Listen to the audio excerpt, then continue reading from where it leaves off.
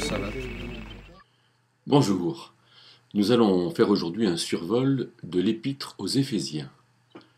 Alors, c'est peut-être pas inutile de se représenter l'apôtre Paul, qui en est l'écrivain. Euh, il a environ 60 ans, puisqu'il a écrit cette épître quand il était emprisonné à Rome, comme c'est montré à la fin du livre des Actes au chapitre 28 pendant 2 ans. Et on situe probablement cette période entre 60 et 62, et il serait né au début du siècle.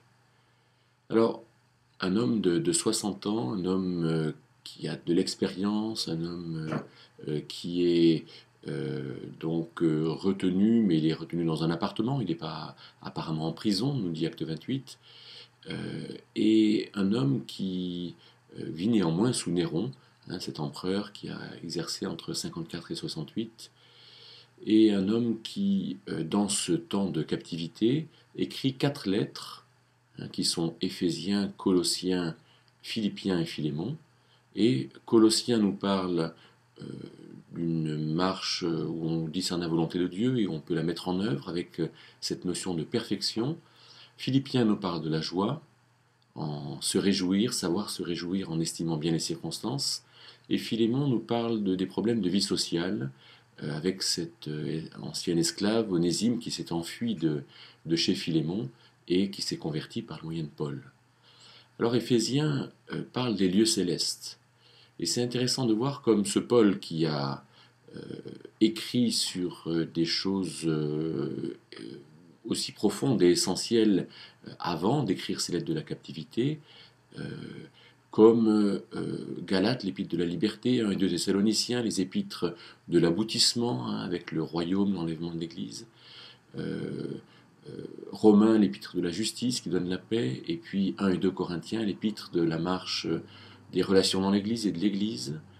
Alors, Paul va traiter des sujets plus particuliers, la joie en prison ou les lieux célestes, le monde démoniaque, le monde occulte, auquel il a peut-être été confronté. Éphésiens, c'est cette lettre dans laquelle il y a cette expression lieu céleste qui revient 5 fois, grec upuranois, Uranus, la planète, c'est les lieux élevés, et c'est ce dieu des lieux élevés.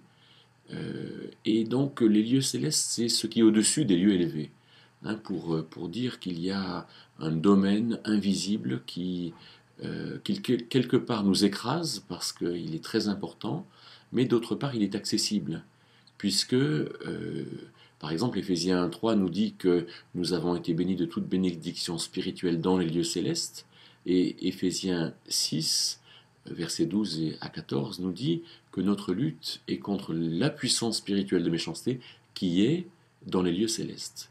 Donc nous avons un accès aux lieux célestes, nous vivons dans les lieux célestes. Et donc, comment est-ce qu'on pourrait résumer cette lettre?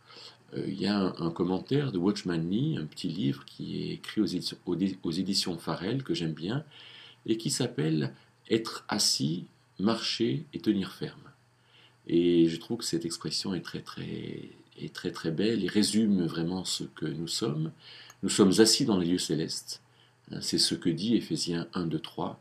Et nous sommes assis avec le Christ, nous sommes assis ensemble, nous dit Éphésiens 2, verset 6. Ensemble, c'est-à-dire que nous sommes assis, nous avons autorité, et sur qui?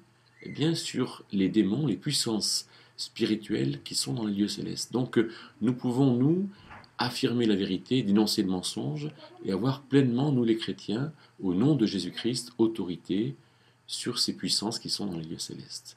Alors nous sommes assis, mais nous sommes assis au-dessus d'eux. Et donc nous avons une responsabilité qui est équivalente à la fonction à laquelle Dieu nous appelle.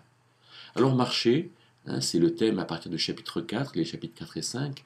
Nous avons à marcher ensemble en Église, au début du chapitre 4, les 16 premiers versets. Nous avons à marcher individuellement euh, jusqu'au chapitre 5 et au verset 20, marcher en couple jusqu'à la fin du chapitre, marcher en famille, marcher dans la société, dans le travail.